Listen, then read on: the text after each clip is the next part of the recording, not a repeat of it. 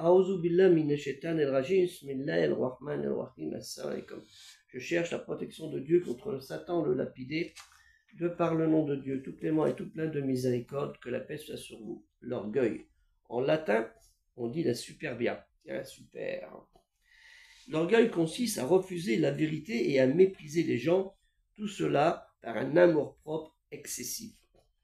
Dieu, Allah Ta'ala, lui le très haut exalté soit-il, nous rappelle de ne pas aussi transgresser sa loi. La parole de Dieu, kalimati Allah.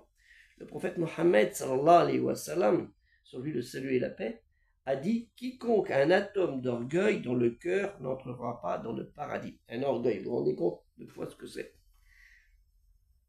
Et le prophète Mohammed, sallallahu alayhi wa sallam, sur lui le salut et la paix, nous redit encore « Dieu, Allah, m'a révélé de vous ordonner l'humilité afin que nul ne méprise un autre et que nul n'opprime un autre. » Vous trouvez cela dans le Sahih Muslim.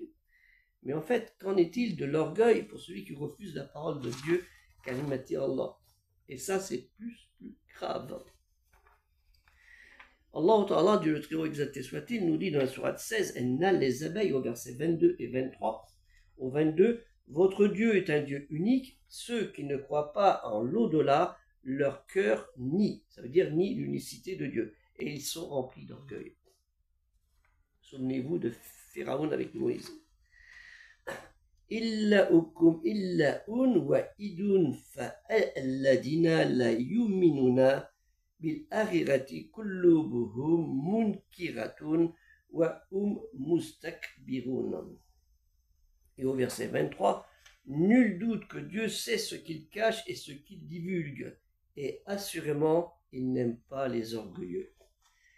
La jarama anna allaha yallamu ma yusiruna وَمَا يُلِّنُنَا إِنَّهُ لَا يُحِبُّ الْمُسْتَكْبِرِينَ. Méditez bien, vous qui avez un petit peu de grain d'orgueil parfois.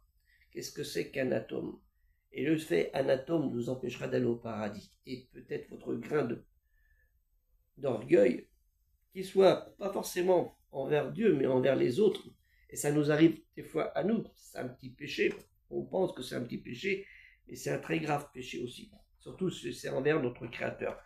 C'est un avertissement pour ceux qui nient la vérité d'Allah Ta'ala, le très haut exalté soit-il, qui est mentionné, qu'on dit qu'il n'y en aura qu'un seul Dieu dans la Bible, l'Ancien Testament, l'étape de la loi, et aussi dans le Injil, quand Jésus le dit ouvertement. Que la paix soit sur le Saint et des culturels musulmans universels, pareil donc, vous verrez le lien apparaître.